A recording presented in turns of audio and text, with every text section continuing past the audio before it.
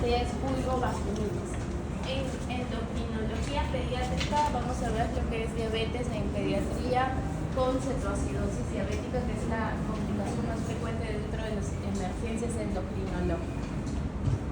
Para valorar en vulvovaginitis hay que tomar en cuenta los conceptos. Vulvitis es la inflamación solo de la vulva.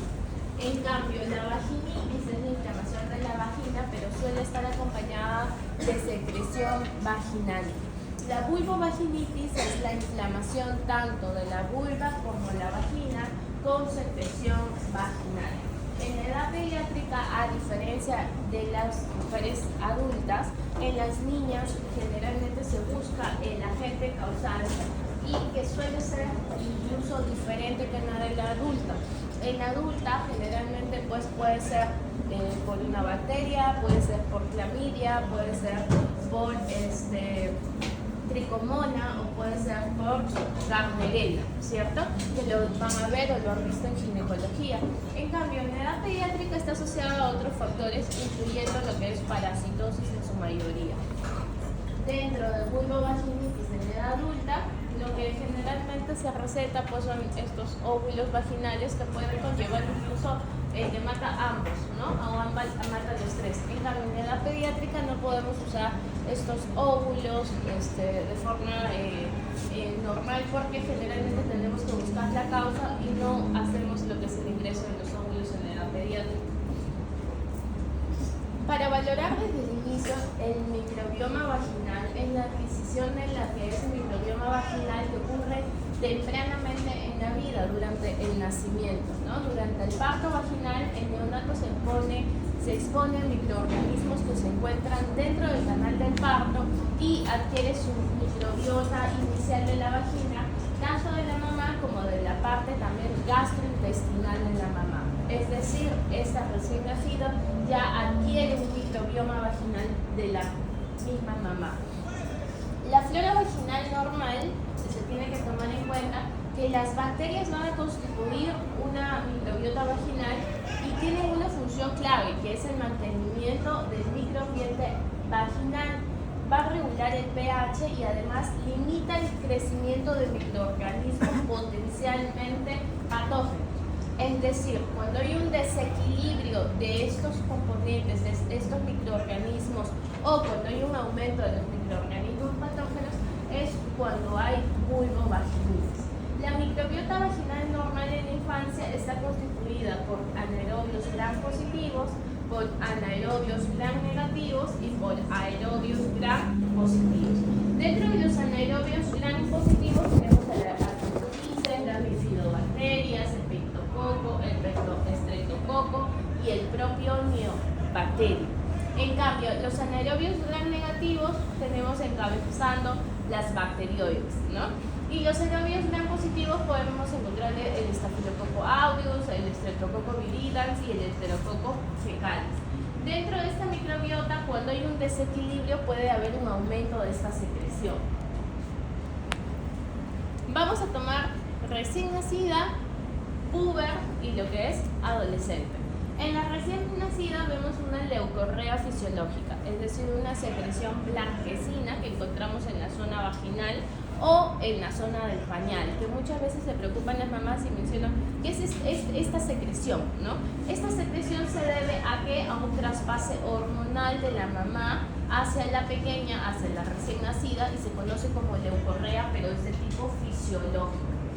También hay que tomar en cuenta que la recién nacida tiene un epitelio vaginal que se encuentra estimulado por estrógenos maternos y va a durar aproximadamente 6 semanas. El pH va entre 4 a 5 y predominan los lactobacilos. Y la vagina está cubierta por un epitelio escamoso poliestratificado. En la prepuber ya no hay estrógenos maternos, ¿cierto? Ya hay aquí un epitelio hipoestrogénico y hay atrofia del epitelio vaginal, hay ausencia de lactobacilos y el pH vaginal va de 6.5 a 7.5, es decir, es alcalino. Hay un adelgazamiento de la pared vaginal y del himen y hay falta de vello púbico. Entonces se cree que estas son las causas de por qué en la edad prepuber suele haber un aumento de casos de vulvovaginitis, pero asociado a otros factores predisponentes. En la infancia los pacientes prepuberales, la infección va a comenzar en la vulva y se extiende a la zona de la vagina. ¿Por qué? Porque la piel vulvar es más susceptible a la irritación por la falta de estrógenos y la ausencia del desarrollo de los labios mayores. En cambio, en la adolescencia ya los estrógenos producen engrosamiento de la mucosa vaginal, pero también de los labios y la acumulación del glucógeno. El pH vaginal es ácido y hay mayor desarrollo del vello pubiano de labios mayores y menores. Y también se cree que aquí es donde hay inicio de las actividades de la actividad sexual. Los factores predisponentes para poder desarrollar vulvovaginitis en las mujeres pediátricas es que los genitales se encuentren menos desarrollados, que la zona entre el ano y la vagina, el rafe perineal, es corto, que hay un ambiente hormonal hipoestrogénico, que hay ausencia del pH ácido y hay una mala técnica de limpieza, ¿no? Estadísticamente se ha encontrado asociado a 3 patologías: constipación crónica, hito de repetición y parasitosis. Constipación crónica, es decir, la paciente pediátrica que encuentra dificultad para hacer sus deposiciones, que se encuentra las heces sin salida, es decir, impactado, y esa migración puede conllevar a que haya aumento de vulvovaginitis. Parasitosis intestinal asociado generalmente a oxuriasis, los gusanos blancos que salen en las mañanas, ¿no? Y que puede haber migración hacia la zona vaginal. La hito de repetición, es decir, los procesos infecciosos conllevado con sus factores de riesgo también, que puede llevar a pacientes con vulvovaginitis. Otras causas o otros factores es la manipulación, ¿no? Niñitas que están jugando, niñitas que están cogiendo la tierra y lleva pues las manos sucias a la zona vaginal por curiosidad o por irritación o porque simplemente pues conllevaron a un traspase de esas bacterias. Productos irritantes locales como por ejemplo las toallitas húmedas, ¿no? Toallitas húmedas que tengan componentes químicos bastante fuertes y que generen irritación. El estado inmunológico también depende. Una niñita que de repente esté con defensas bajas por algún proceso infeccioso, ¿no? El antecedente de enfermedades respiratorias, es decir, una paciente que esté con resfrío, con tos y que está pues con el moco, las niñitas con moco y que luego suelen cogerse la zona vaginal. Es decir, hay un traspaso de las bacterias. Por eso es que cuando sacamos el cultivo de secreción vaginal, vemos de que el agente bacteriano es de la vía respiratoria, ¿no? Entonces, ¿cuál fue la causa? Que semanas antes estaba con proceso respiratorio. Menor protección del introito vaginal, ¿no? Es decir, en épocas de verano, pacientes que están, niñitas con bikinis, con bikinis muy apretados o colores bastante fuertes, que se usan más químicos. El ambiente hipoestrogénico, el pH alcalino, la proximidad anatómica del ano también son factores predisponentes para tener vulvovaginitis. Los malos hábitos de higiene, generalmente asociados en niñas de 3 a 5 años que recién están empezando a limpiarse, ¿no? Solitas, que están dejando el pañal, están yendo al nido y que suelen traspasar la limpieza de atrás hacia adelante. Entonces llevan todo lo que es las heces, la caquita, que va de la zona del ano a la vagina y eso conlleva a una sobreinfección. Los irritantes locales, como habíamos mencionado, o incluso también se habla de una higiene excesiva, ¿no? Una higiene de mamás pues hipoconscientes que les ponen pues jabón y constantemente orina, le lava. Entonces eso también puede conllevar a que haya una ausencia de los lactobacilos y conlleve a que haya un aumento de producción de agentes patógenos. El cuerpo extraño, es decir, niñitas que por ejemplo están jugando y cogieron algo y se metieron en la zona vaginal de forma bastante inofensiva. El papel higiénico, el uso de tampones, incluso en adolescentes, ¿no? O pequeños juguetes como cuerpo extraño. Dentro de la etiología existen 2 causas, la específica y la inespecífica. La inespecífica conlleva un 75% de causalidad. En la específica, ya sea por cuerpo extraño, por alergia, ¿no? Existen diferentes causas que ya es específica para una causa exacta. Pueden ser inespecíficas asociadas a la misma flora endógena, es decir, un sobrecrecimiento de la flora con irritación de la mucosa, o pueden llegar a ser específicas. En un estudio realizado buscando cuál es la etiología, es decir, mayormente asociada. No existe mucha evidencia ni muchos estudios relacionados. Sin embargo, en una revisión ginecológica obstétrica pediátrica se llegó a la conclusión de que hay un mayor porcentaje que es inespecífica, es decir, no se llegó a una causa exacta. En otras causas puede ser por bacterias, por hongos o por enfermedades de transmisión sexual y en menos proporción por infecciones virales. ¿Y cuáles son las causas de la inespecífica con la específica? En la inespecífica no siempre hay un flujo, puede haber simplemente irritación y el flujo puede ser eventual. Las lesiones son leves o ausentes, la historia puede haber recidivas o recaídas y puede haber periodos asintomáticos. En cambio, en la específica hay flujo siempre con alguna característica, hay lesiones como úlceras o sangrados, hay historia persistente de los síntomas, ¿no? Incluso hay periodos asintomáticos cuando se usa un tratamiento antibiótico específico para el germen.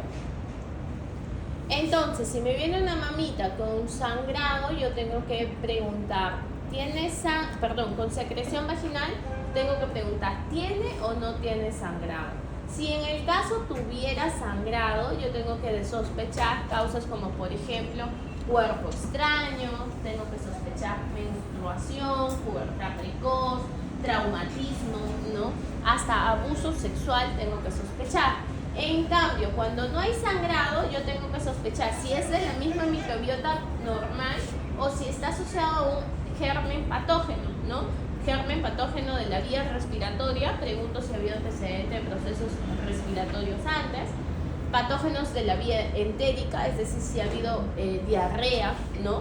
O patógenos asociados a enfermedades de transmisión sexual, como clamidia, como tricomona, como Gardnerella. Entonces, ¿cómo empiezo el interrogatorio? Empiezo con edad, ¿no? Porque dependiendo de la edad estoy viendo a dónde está más fuertemente asociado. ¿Y en qué edad está más fuertemente asociado anatómicamente? Pre-puber, ¿no? Enfermedades preexistentes, como habíamos hablado, tres muy predominantes, que es constipación, parasitosis e ictus a repetición. La técnica de aseo, preguntarle quién asea a su pequeña, ¿no? Siempre se le pregunta, en el caso de las niñitas, quién cuida a la pequeña, ¿no? Es una pregunta que nos va a ayudar a orientar si la pequeña está en todo momento con la mamá o si la deja al cuidado de otra persona y el cuidado de quién la deja. Porque así indirectamente estamos preguntando si estamos cuidando de forma adecuada a esa pequeña. No le vamos a decir, ¿usted confía en la persona que lo deja? No, porque podríamos estar agrediendo quizás la forma en la que le estamos preguntando. Sino, si se le pregunta, ¿usted cuida todo el día a su bebé? Y eso nos va a hacer llegar a una idea, ¿no?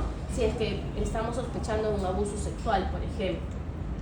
En las técnicas de aseo se le pregunta si está usando o ya no usa pañal y si es que está yendo al nido, ¿no? Y en el nido pues ya sabemos que a veces las niñitas solitas se limpian, ¿no? Y entonces de repente no hay una buena técnica ahí de aseo. Historia de parasitosis, generalmente se pregunta en los últimos 3 meses si es que ha recibido algún antiparasitario o si es que se le ha sacado el examen seriado de heces o el test de Graham. Si hay historia de estreñimiento o otras comorbilidades. Entonces yo hago mi anamnesis y pregunto la secreción vaginal desde cuándo lo tiene, qué olor tiene, qué características tiene, ¿no? Generalmente en edad pediátrica es una secreción blanquecina, sin mal olor, ¿no? Una secreción que puede generar eritema, ¿no? Es lo que generalmente las mamás nos mencionan. En el examen físico hallo mis estadios de Tanner para ver más o menos en qué estadio está mi pequeña. Veo, ¿no?, el estado de higiene general y genital. Ojo, la zona del examen genital y del ano siempre sí o sí hay que evaluarlo con la mamá presente, ¿ya? Nunca evalúen la zona genital, ya sea de niño o de niña, pero sobre todo hoy en día en niñas, con la paciente sola. Siempre va asociada con un adulto, ¿ya? Incluso varones o mujeres, cuando vean zona genital en adultas, siempre tengan cuidado, ¿no? porque hoy en día pues estamos muy expuestos a los problemas médico-legales, ¿no? Entonces siempre que ven una niña y van a ver la parte genital, siempre tiene que estar la mamá al costado, no que me voy al baño, ahorita vengo, no. Siempre espérense, así estén apurados, siempre espérense. La zona del ano también, de igual forma, siempre la mamá presente. No solamente vemos la parte de la abertura, no es necesario pues abrir a la paciente, no hacerle maniobras, no, solamente vemos para ver si no hay secreción, el tipo de secreción. O lo otro es que la mamá pues generalmente baja la truza y vemos la secreción blanquecina, ¿no? ¿Y qué clínica tiene el paciente? Vemos el exudado, la secreción, si es blanquecina, si es amarillenta, vemos si hay prurito, si hay eritema, ¿no? Si hay picazón o si hay molestias urinarias. Vemos que no hay inflamación ni escoriaciones. ¿Y cuál es el examen que sacamos? El gol estándar es el cultivo de secreción vaginal más antibiograma. Este me va a permitir saber qué agente etiológico es, si es una bacteria, si es un parásito o si es un hongo, ¿no? La citología y la vaginoscopía está limitado para el ginecólogo pediatra o para el ginecólogo en el caso de que nosotros refiramos a este paciente. Digamos, no hemos podido encontrar la causa, ya le hemos tratado, ya le enseñamos, pero no encontramos la causa y sigue. Entonces, en este caso lo derivamos con el ginecólogo para que el ginecólogo pueda hacer una citología o una vaginoscopía. ¿Nosotros con qué empezamos? Igual que ustedes cuando tengan su serum, empezamos con un examen seriado de heces por 3, es decir, 3 días de caquita, se manda el examen para ver si hay algún parásito. O el test de Graham. El test de Graham es, se le coloca un pega-pega a las 5 o 6 de la mañana al paciente en la zona del ano y este pega-pega se va a poner en una lámina y esta lámina se va a poder observar en microscopio si hay oxiuros. El cultivo de secreción vaginal, que es el examen específico, el gol estándar. El urocultivo se le saca como un examen en sospecha de que haya infección urinaria. Y coprocultivo opcional si el paciente, por ejemplo, tiene diarrea. ¿Cómo se saca el cultivo de secreción vaginal? Mediante un hisopo se coge lo que es la secreción en labios mayores, ¿no? Y se coloca también en una lámina o en el mismo hisopo para poder dar lectura de qué agente estoy pensando. ¿En todos los pacientes saco radiografía? No. Solamente en quienes sospecho que pueda haber un cuerpo extraño o que de repente la mamá te dice, creo que se metió algo y no pude observar o ya lleva tiempo de secreción, incluso maloliente y no he encontrado una causa exacta. Entonces, ¿qué saco? Una radiografía de pelvis para descartar, por ejemplo, en este caso vemos un ganchito, ¿no? La vaginoscopía solamente saco en caso de que sea vulvovaginitis crónica, es decir, de tiempo de más de 2 meses, o que tenga sangrado sin una causa aparente. Esta es la instrumentación para hacer vaginoscopía, en el cual es reservado para el ginecólogo pediatra en este caso. Aquí vemos diferentes causas, ¿no? En el cual tengo que detallar diagnóstico diferencial. En la imagen número 1 vemos que hay un cuerpo extraño. En la imagen número 2 vemos que vemos lesiones eritematosas. Si yo solamente me llevo como lesiones eritematosas, tengo que descartar dermatitis del pañal, que es una lesión eritematosa. Pero si yo conllevo a una piel bastante roja, y tus celulares pueden observar que es un poco brillante, rojiza, esto ya es una sobreinfección. ¿Por qué? Por cándida, ¿ya? Entonces posiblemente aquí haya habido eritema del pañal, que es la dermatitis, pero está sobreinfectada con cándida. ¿Y qué tratamiento damos en el caso de que sea cándida? Damos lo que es la nistatina o el clotrimazol. En el caso de que es la nistatina, tenemos como nombre comercial como Nistagloss o como Nistacin. Generalmente viene asociado al óxido de zinc. Esta cremita se usa 3 veces al día en piel limpia y seca por un periodo de 5 días aproximadamente.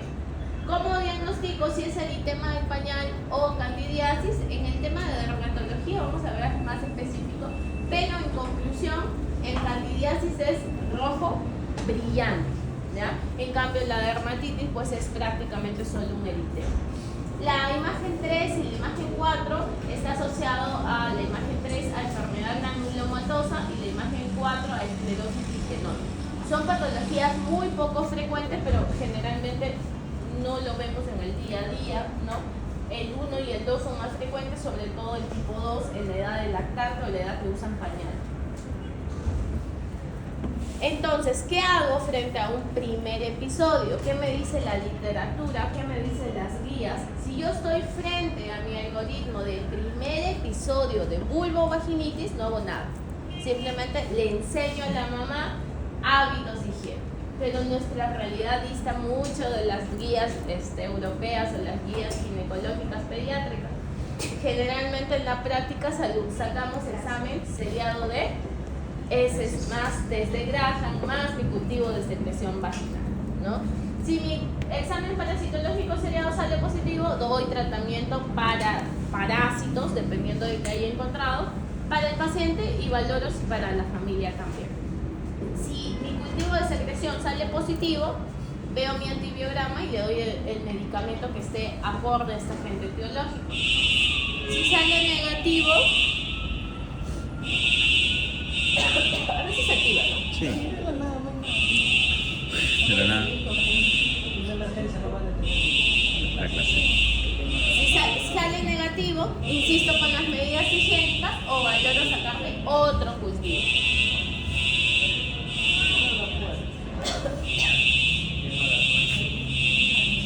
A veces suena. Sí, ahorita la pagan. Ahora sí, ahora ese es el problema. Ya. ¿Qué hábitos higiénicos recomendados existen? La higiene genital después de cada deposición con la limpieza con jabón, ¿no? De preferencia un jabón de glicerina o un pH neutro o un pH ácido. El uso limitado de las cremas protectoras, ¿no? Que por ejemplo se coloca en la edad de lactante, en la edad que usan pañal, ¿no? El óxido de zinc. El uso limitado de toallas húmedas, hay que valorar que no tengan muchos químicos, mientras más sea de componente de agua, mejor, ¿no? Incluso hay pañales asociados, ¿no? Que tienen el centro de celulosa, que lo vamos a ver en el tema de dermatitis del pañal. El uso de ropa ajustada se evita, el uso de los leggings o las pantalonetas muy apretadas, ¿no? En las niñas, que puede generar un cultivo ahí para secreción. El uso de ropa interior de algodón 100% de colores claros, y se le indica a la mamá que lo lave y lo enjuague muy bien, ¿no? Y lo planche, ¿no? Entonces evitamos pues las truzas sintéticas, evitamos el uso de truzas de colores en pacientes que tengan este problema. Y cuidado también con los útiles de aseo. Doctora, ¿por qué se le pide específicamente que planche? Ah, ya, por el tema de oxiuriasis. El huevito a veces queda ahí. En el caso que mis síntomas continúan, y yo veo y digo, y esta paciente continúa con síntomas, ya puedo sospechar de que puede ser un cuerpo extraño. Entonces tengo que derivar al ginecólogo para que le haga la vaginoscopia. Entonces aquí ya no sería inespecífica, sino sería específica por cuerpo extraño. Y si yo encuentro en mi examen oxiurios, ¿qué doy? Tratamiento para la oxiuriasis. Al paciente y a toda la familia les doy el mebendazol 100 miligramos de dosis única, y ojo, se repite en las 2 semanas. O albendazol 400 miligramos y lo repetimos también a las 2 semanas. O podemos valorar el uso de la nitoxoxanida 7.5 miligramos kilo día, 2 veces al día por 3 días. En el caso de que salga un agente bacteriano respiratorio como estreptococo, puedo usar la ampicilina o la amoxicilina. En el caso de que salga estafilococo, puedo usar la amoxicilina. En el caso de que salga proteus, el shigella, la sulfa, el enterobius vermicularis, la oxiuriasis, el mebendazol. En el caso de que salga candida, puedo usar el nistatina en crema, o también puedo usar el clotrimazol. En el caso de que sea tricomona, metronidazol. En el caso de que sea garnerela, metronidazol. Clamidia, citromicina, o gonorrea, ceftriaxona o cefixima, ¿no? En edad pediátrica no vemos mucho porque está asociada a enfermedades de transmisión sexual. Aquí también hay una plantilla en base a qué agente bacteriano y cuánto le doy antibiótico, ¿no? Y la dosis. Entonces, como conclusiones, la vulvovaginitis es un problema ginecológico frecuente en niñas, causa de consulta ambulatoria. La mayormente de los casos son leves, ¿no? Y van a responder bien a las medidas generales. Pero en casos de que haya mala evolución o sintomatología grave, pues hay que darle tratamiento específico con las muestras de exámenes de cultivo de secreción, ¿no? Generalmente aquí el tema es la prevención. Si bien la teoría me dice que ante el primer episodio solo observo y no saco exámenes, en la práctica es difícil decirle a una señora, no señora, haga todas estos pasos y si sigue recién sacamos examen, ¿no? Porque la mamá va a decir, solo me indicó esto y no me mandó nada, ¿no? Entonces es bien difícil que una mamá nos acepte eso. Lo que se hace es enviar el examen parasitológico seriado, el examen de test de Graham y el cultivo de secreción vaginal. En la práctica yo he visto más asociado a pacientes entre los 4 a 8 años. El factor de riesgo más fuertemente asociado que yo he visto ha sido obesidad y pacientes que incluso tienen recurrencia de la sintomatología, ¿no? ¿Por qué? Por múltiples causas. Hay que buscar la parte de aseo, la parte parasitológica o los factores predisponentes, ¿no? ¿Alguna duda con vulvovaginitis, chicos? Doctora, en este caso, a algunas niñas se les recomienda usar el famoso Hipogloss. ¿Cómo? Hipogloss, yo he visto que es una cremita que echan a los bebés. El hipogloss es el óxido de zinc. Eso se usa en dermatitis del pañal. O sea, en las escaldaduras.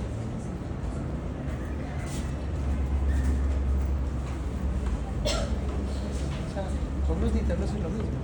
No. Nistagloss es nistatina más óxido de zinc.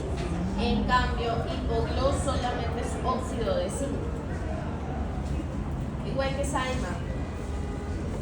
El doctor Simon solamente es óxido de zinc.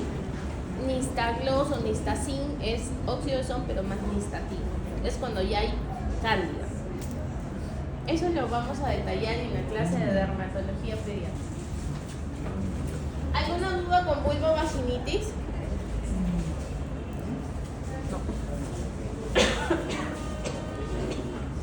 Ya, entonces, otro tema asociado, otro capítulo es endocrinología pediátrica. En endocrinología pediátrica, por ejemplo, valoramos el tema de hipotiroidismo, que lo hemos visto en pediatría 1. También valoramos los temas de pubertad precoz, ¿no? Y hoy en día un aumento de casos que hay es de diabetes mellitus tipo 1 generalmente, e incluso de la tipo 2 asociada a más jóvenes, y su debut de la complicación, ¿no?, más frecuente es una emergencia endocrinológica que es cetoacidosis diabética. No vemos mucho lo que es coma hiperosmolar, que ustedes ya lo deben de haber visto en endocrinología. ¿Sí se acuerdan de diabetes, cierto? Siempre, no me digas virtual, ¿ah?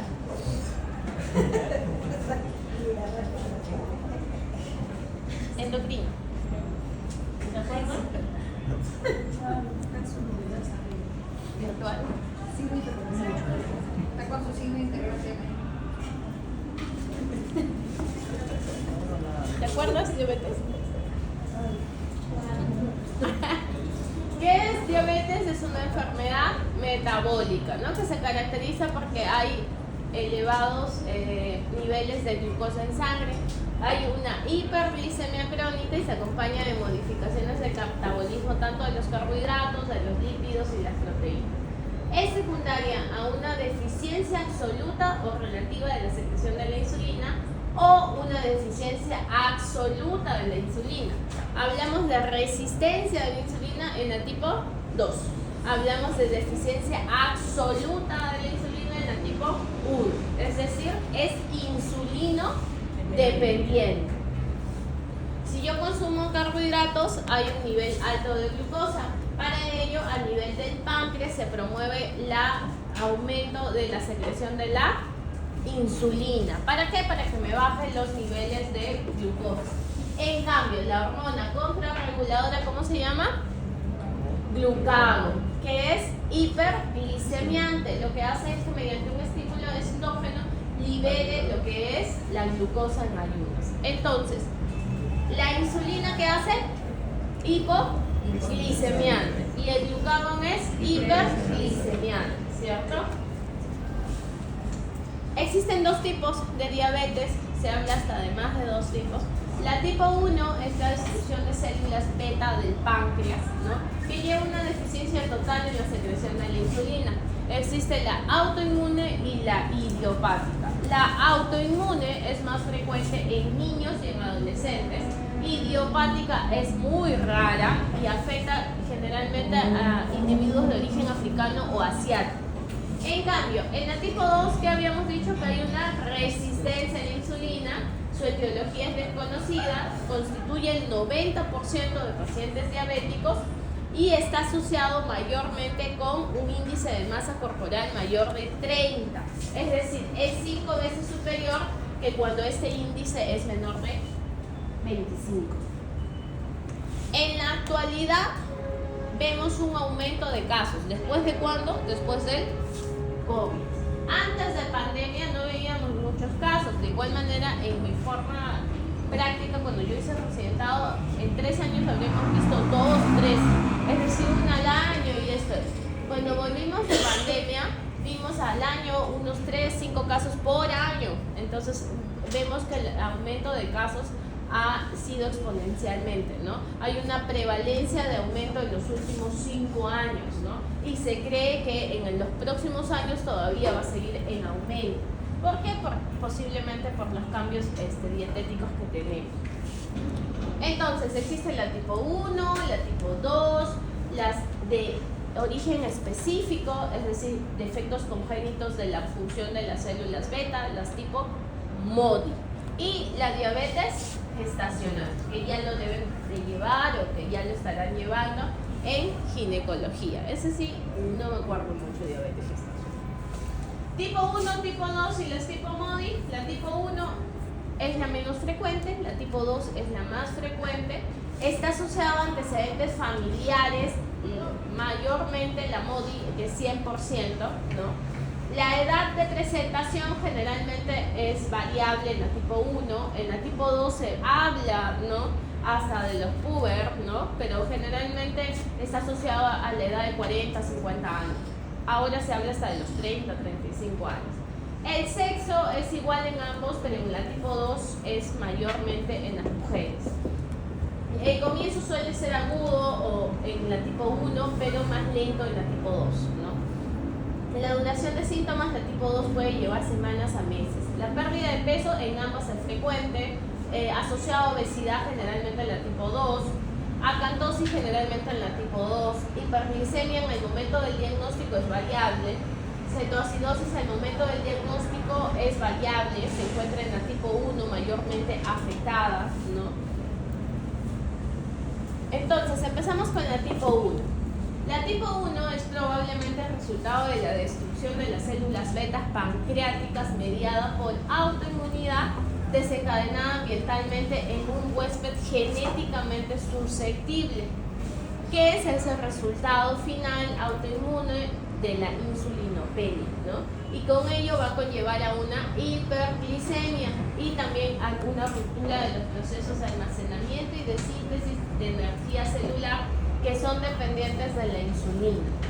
La tipo 1 es la enfermedad crónica más prevalente en la actualidad como crónica y tiene diferentes factores de riesgo. Se habla de factores genéticos asociados a ¿qué? Alteraciones de los cromosomas. ¿Qué tipo de cromosomas? Los que vemos ahí en pantalla, ¿no? Como cromosomas de R3, de R4, ¿no?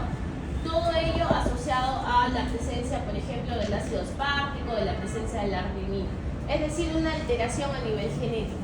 Otro, se habla de las teorías de factores inmunológicos, es decir, contra uno o varios o más antígenos de la célula beta. Si yo tengo anticuerpos antiislote o anticuerpos antiinsulina, anticuerpos anti-GAT o anticuerpos antitirosina fosfatasa. Entonces tenemos dos teorías, uno que es genética asociado a problemas cromosomales o a problemas de inmunológicos contra los antígenos de la célula beta del páncreas. En la edad, dentro de los factores de riesgo, el 45% se presenta antes de los 10 años de edad. Ojo, no estoy hablando de todas las edades, solamente estoy hablando de la edad pediátrica, ¿ya? Lo más fuertemente asociado, 35 a 50 años. Pero en la edad pediátrica, solo pediátrica, estoy hablando de que más o menos la mitad se asocia a menores de 10 años.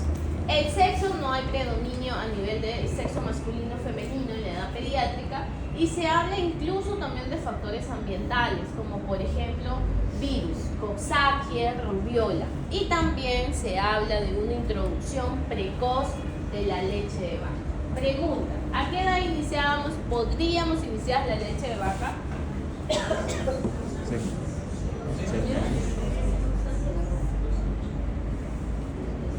No me digan virtual, porque lo hemos llevado el año pasado.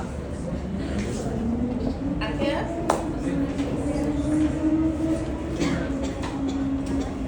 Al año, muy bien, al año de edad. Acuérdense, la lactancia materna empezábamos exclusiva hasta los 6 meses. A partir de si una mamá no quería dar leche o existía un factor, ¿qué dábamos? Fórmula, ¿no? A los 6 meses que iniciábamos, la lactancia o la alimentación complementaria llamada hoy en día. Si la mamá quería, seguía dando de lactar. Si la mamá no quería, fórmula. ¿Hasta qué año? Hasta el año de edad era obligatorio darle fórmula. ¿Le podía dar yo leche Gloria antes del año de edad? No. ¿Ya? A partir del año de edad empezaba ¿con qué leche? Generalmente puedo empezar con la leche entera, la UHT, la que es la leche fresca, ¿ya? Que puede venir Live, que puede venir Gloria, que generalmente vienen en cajitas o de marcas Danglar, por ejemplo, en botella, ¿no? Entonces, estas leches puedo yo empezar, ¿no? Porque pasan un proceso distinto y botan más la grasa, es la leche entera, ¿no? Pero si yo quiero iniciar, por ejemplo, mi leche entera, mi Gloria, podría iniciar al año de edad, ¿no? Si yo ingreso antes, puede estar asociado también a un aumento de casos de diabetes, ¿ya? Entonces no puedo darle yo leche entera si existe evidencia científica. Tampoco puedo darle gluten, pues, ¿no? Antes de los 6 meses. ¿Y cuál es la presentación clínica? Las 4P. Poliuria, polifagia, polidipsia y pérdida de peso. Para fines clínicos, la diabetes puede presentarse con estas 4P, puede presentarse como cetoacidosis diabética, es decir, de frente como una emergencia, o de repente llega un paciente hospitalizado, le saqué la glucosa, por otro motivo estuvo hospitalizado y me da el diagnóstico. O sea, de forma accidental descubrí que tenía diabetes. Se reconoce 4 etapas. En la etapa 1 hay autoinmunidad de las células beta, es decir, hay más de 2 autoanticuerpos en los islotes, pero no presenta clínica. En la tipo 2, la glucosa normal.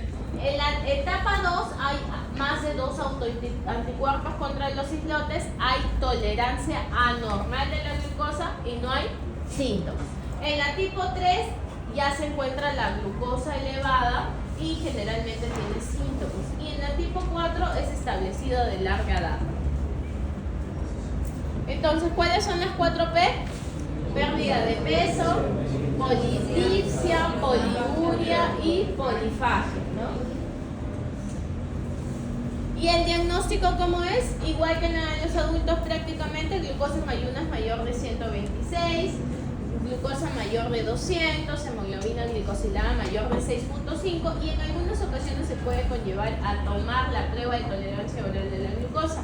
En endocrinología vemos, ¿no?, cambios relativos de forma anual, ¿no?, mediante estas academias endocrinológicas, en el cual sacan revisiones y actualizaciones. Cambió el nuevo esquema diagnóstico de diabetes, ¿no? Entonces, eso también está asociado a la edad pediátrica, ¿no? Actualiza endocrinología adultos y luego se va asociada también a endocrinología pediátrica. Distinguir la tipo 1 y la tipo 2. Una vez que yo tengo el diagnóstico de que mi paciente es diabético, yo tengo que evidenciar si es la 1 o si es la 2.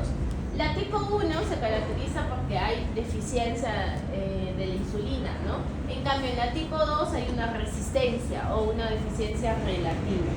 A medida que aumenta la prevalencia de la obesidad, va aumentando la incidencia también de la diabetes tipo 2.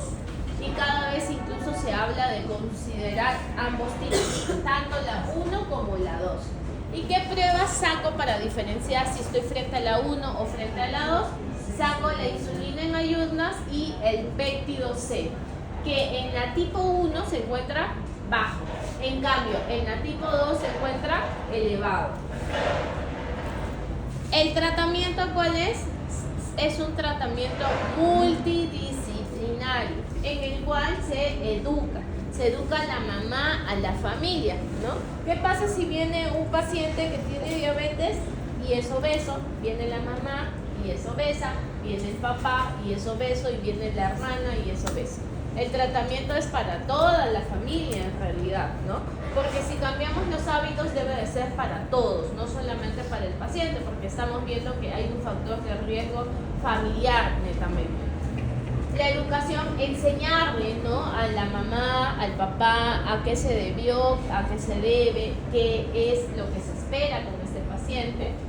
La alimentación saludable no es que reciba cualquier alimentación, tiene que ser conllevado de la mano sí o sí por un nutricionista. No es que ustedes le digan, vas a comer esto. No. El paciente con diabetes tipo 1 es un paciente que tiene que tener sus comidas a las horas, porque, ojo, va a usar insulina, ¿ya? El automonitoreo quiere decir sacarnos mediante la prueba del glucómetro, valorar cuánto de glucosa está manejando este paciente. La insulina, hay que enseñarle a la mamá cómo se usa la insulina, ¿no? Es un cambio de estilo de vida prácticamente, porque la mamá tiene que saber cómo colocar esta insulina. Pero hoy en día vemos estos lapiceritos que son mucho más accesibles de usar, ¿no? En el cual se colocan y se siente, ¿no? En la zona del abdomen se coloca la insulina y ahí ya viene registrado 2, 4, 6, 8 unidades, ¿no? Que es de forma más práctica. El apoyo familiar y social de forma psicológica, porque imagínense todos los días va a tener que colocarse la insulina o va a tener que cambiar sus hábitos dietéticos. Entonces, en visión general hay que educar al paciente que tiene diabetes en la familia, hay que equilibrar un objetivo, ¿cuánto es mi objetivo? Tener diario de glucosa, y establecer metas pero realistas, ¿no? Dependiendo de cada familia. No le voy a mandar, pues, por ejemplo, el pescado, el salmón, que es más caro, a una familia que tiene un sueldo básico bastante bajo, ¿no? Entonces, siempre va asociado a la economía, siempre va asociado a la familia de la cual yo me estoy enfrentando, al paciente. Y en base al tratamiento farmacológico tenemos, por ejemplo, la insulina. Ustedes ya se deben de acordar. La ultra rápida, ¿cuáles son? Lispro, Aspar y glulicin. La rápida es la regular. La intermedia es la NPH y la prolongada la glargina, el detemir, ¿no? Dentro de la complicación endocrinológica tenemos la cetoacidosis diabética. Como vemos en la imagen, ¿qué me puede alterar? El cerebro, ¿no? Me puede conllevar a un problema neurológico.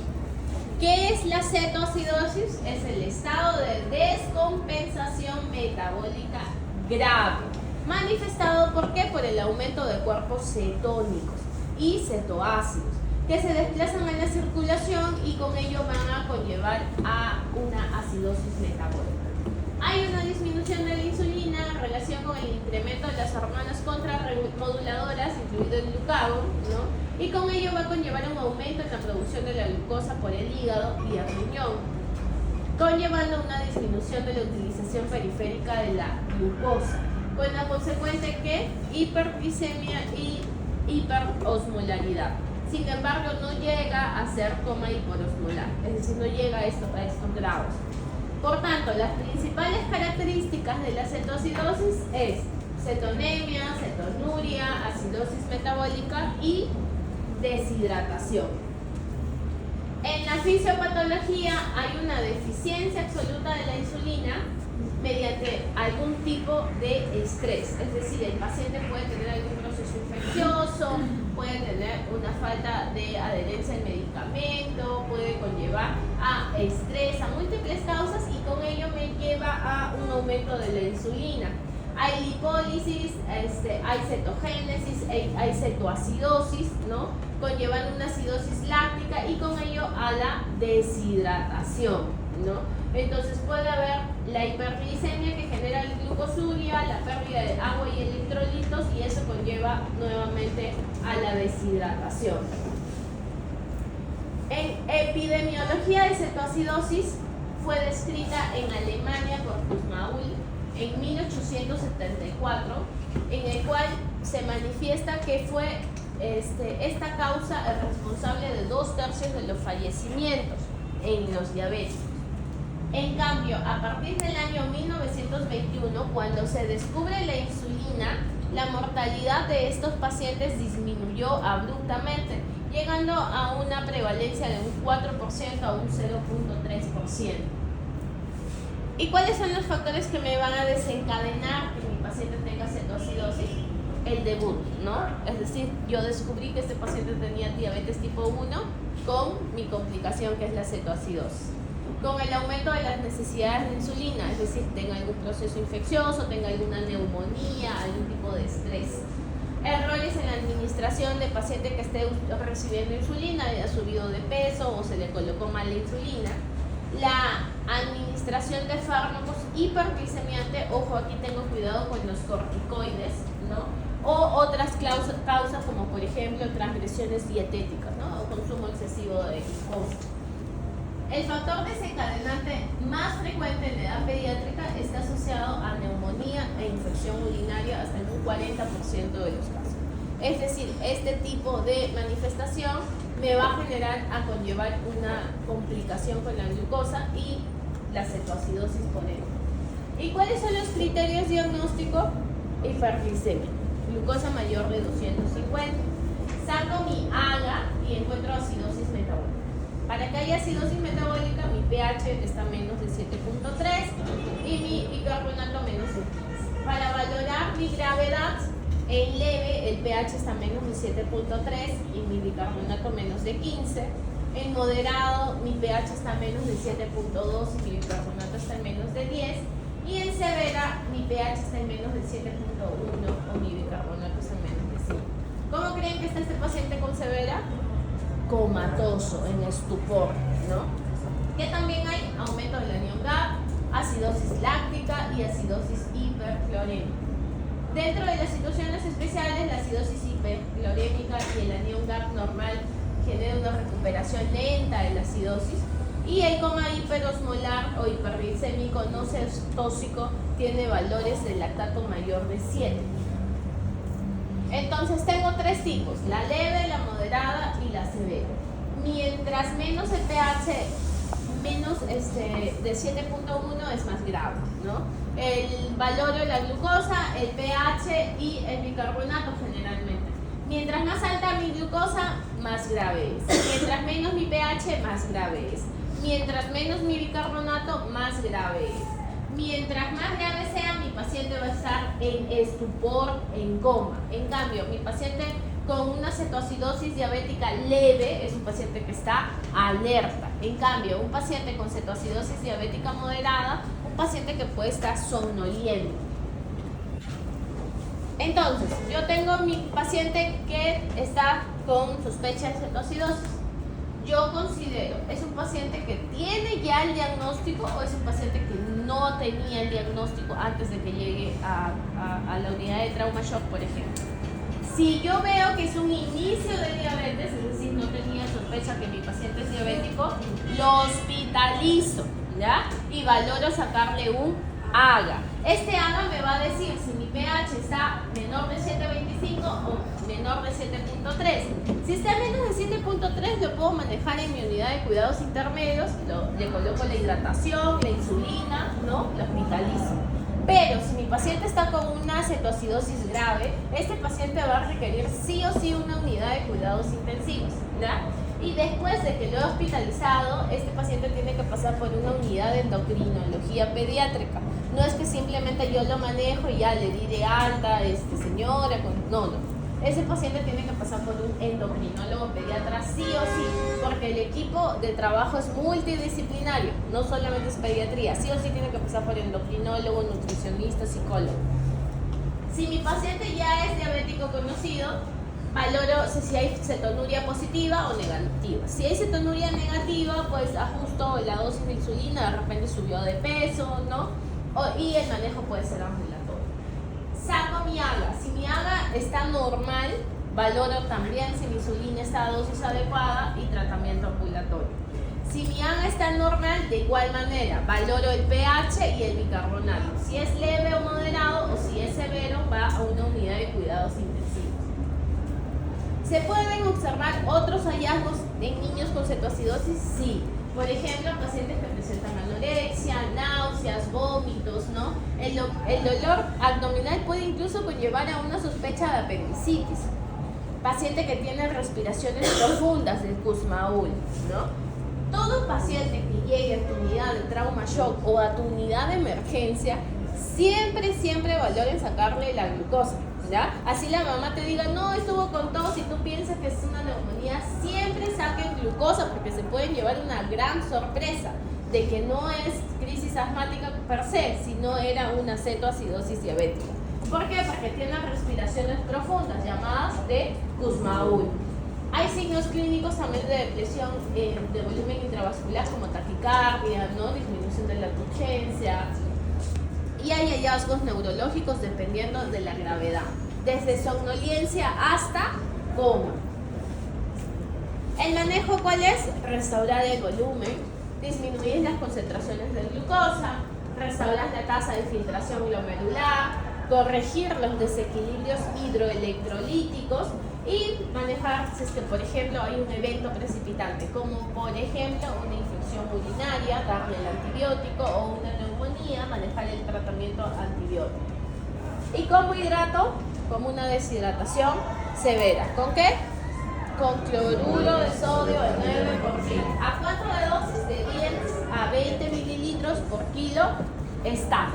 Y luego valoro mi hidratación de mantenimiento, que puede ser, si pesa más de 10 kilos, por superficie corporal, por 2000, ¿no? Dependiendo del grado de deshidratación. Para la hiperglicemia, valoro mi escala móvil con mi insulina. Y la infusión puede ser de infusión de insulina endovenosa, en el cual va de 0.1 unidades por kilo hora, o mi escala móvil.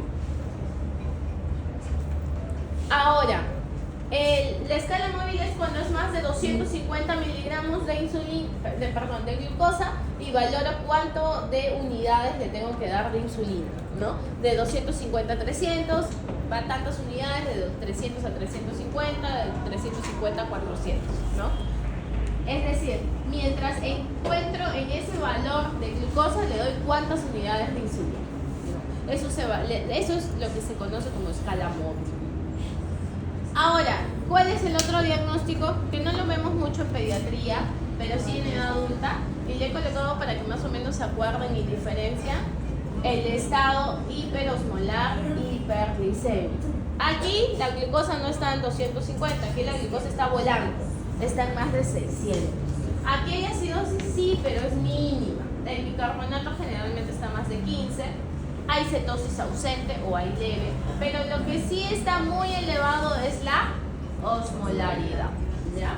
No sé si tienen alguna duda, chicos, con el tema de diabetes y cetoacidosis. La hidratación es igual que una deshidratación severa, es decir, está.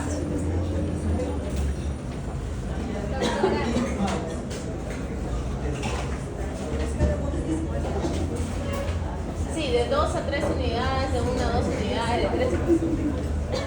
¿Sí? Me pregunta a mí. Sí manejamos con él.